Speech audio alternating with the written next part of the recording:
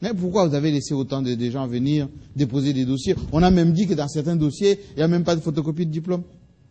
Non, non, non, non, non, non, non, non. Il y a des bulletins qui sont là, parce qu'il y a certaines institutions qui ne donnent pas de diplôme à temps. On donne d'abord les relevés de route et que vous avez terminé les études. Ça, on a accepté, on a demandé, vous devez aller les faire notarier et on les reçoit.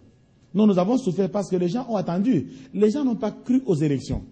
Ils n'ont pas cru aux élections parce que on devait d'abord recevoir les candidatures à partir du 4 août. Parce que nous avons demandé au bureau de l'Assemblée nationale et du Sénat d'avoir une session extraordinaire pour nous donner l'annexe à la loi. Les députés sont venus. Ils étaient encore en session. Si on commençait le 4 août, donc ils n'auraient pas le temps d'aller s'enrôler chez eux. À la demande de 2 bureaux, nous avons reporté au 18 août. À partir du 18 août, nos bureaux étaient ouverts, Jean-Marie. Oui. On n'a reçu personne, les gens tournaient les doigts. C'était du 18 août au 11 septembre. Ils sont venus à la dernière minute. Et ils sont commencés à venir à partir du 7. Le fameux contentieux PPRD, IDPS, avec le positionnement de plus de candidats que de postes. Pourquoi vous n'avez pas fait le travail en amont? Non, non, non, non, non, nous ne pouvons pas faire leur travail. Les dossiers comme on nous donne, nous les mettons là-bas. Et la justice fait son travail. C'est pourquoi la Cour suprême est là, c'est pour juger de tel cas. Et la justice a fait son travail. Vous avez été aussi à l'étranger, vous avez rencontré vos compatriotes de la diaspora. On sait qu'ils ne votent pas. Mais il y a beaucoup là-bas qui contestent, qui sont virulents et tout, notamment les combattants. On vous a vu avec les combattants. Qu'est-ce qui s'est passé? Les combattants ne sont pas des diables. C'est des Congolais. C'est des compatriotes. Leur méthode de violence est mauvaise et condamnable. Et moi, j'appelle ça banditisme. Mais au fond, il y a des problèmes sérieux que la nation congolaise doit adresser. Il y a des gens qui sont là, dont les parents étaient diplomates pendant des années, le travail est fini, ils sont restés là-bas, ils ne peuvent pas revenir ici, les enfants ne vont pas à l'école, il y a même des mamans qui se prostituent pour suivre en Europe. C'est des cas importants. C'est des problèmes qui rongent. Nous ne devons pas, il ne faut pas tellement les traiter. Mais vous leur avez dit quoi? Parce qu'on vous a vu avec eux. Je leur ai dit que la méthode de frapper n'est pas bonne et que le pays nous appartenait, qu'il y a lieu de traiter les problèmes du pays. Parce que si vous tapez les dirigeants ici, c'est eux qui vont traiter votre problème. Aujourd'hui, ils ont raison de vous rejeter. Et nous savons qu'il y a un problème de fond. Et une personne, à ma qualité de pasteur, je me battais déjà pour qu'il y ait une consultation nationale des Congolais de l'étranger, avec le gouvernement ensemble, et le parrain veut présider ça, qu'on se dise les vérités et qu'on trouve des solutions. Il y a des enfants qui n'ont plus d'avenir. Ils sont allés en Europe pour un avenir, ça se cale là-bas. À cause de la violence, ils ne peuvent pas rentrer ici. Et ils m'ont dit que vous devez proclamer Tshisekedi comme vainqueur. Moi, je dis non, je ne le ferai pas. Je proclamerai celui qui gagnera. S'il gagne, je vais l'annoncer. S'il perd, je ne peux pas l'annoncer. Et pour savoir que je n'ai rien à gagner, j'ai l'honneur d'annoncer ici que nous avons demandé à l'ambassadeur, notre ambassadeur en Belgique, de sélectionner 20 compatriotes congolais parmi les enfants du Congo. Oui. Et je vais dire, vous serez en sécurité, venez voir les élections. Ah, ils vont venir bientôt là? Oui, comme on est suivi à Bruxelles. Hein, oui. Non, non, non, ils vont venir observer les élections et témoigner. Parce qu'ils disent des histoires, ils sont coupés de leur pays. Et moi, je voudrais qu'il y ait une compassion nationale. Qu'on ne mette pas seulement la colère devant, qu'on dialogue avec eux, tout le monde, en Allemagne et partout. Moi, je leur demande d'arrêter la violence, mais qu'on parle avec eux, qu'on aille au problème des fonds des Congolais. Il nous reste 3 minutes, Ngoï Mulunda.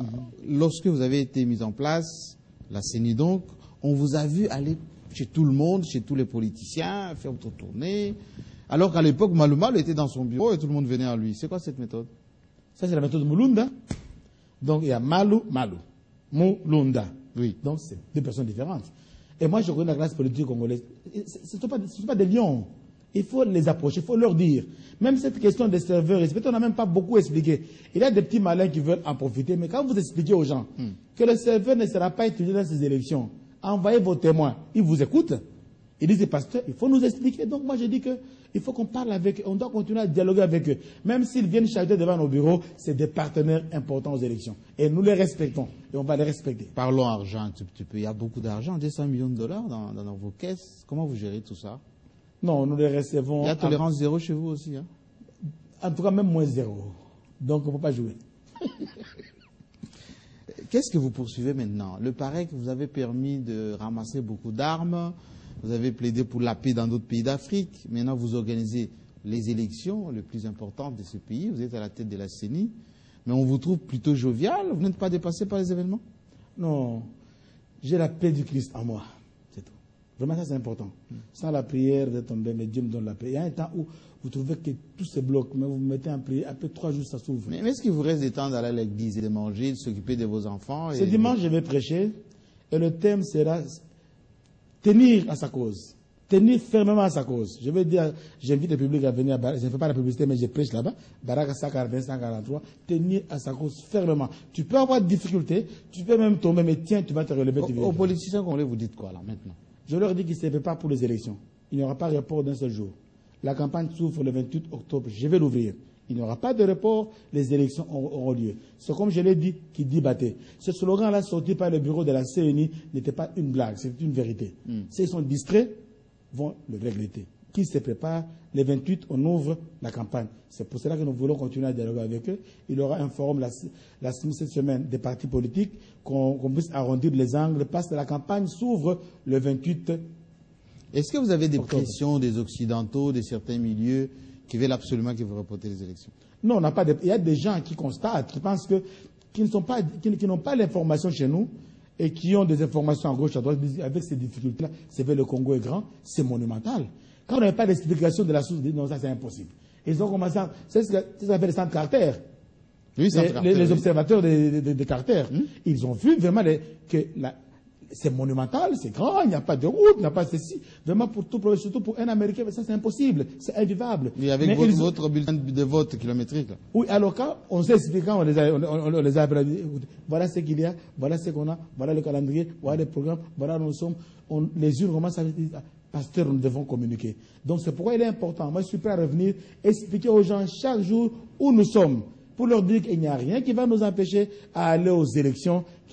La campagne va commencer et nous voulons une campagne apaisée, nous voulons une campagne respectueuse, nous voulons une campagne où tout le monde est libre d'aller où il veut, où elle veut. Les personnes qui vont aller dans la violence peuvent regretter que nous puissions ignorer ces résultats-là.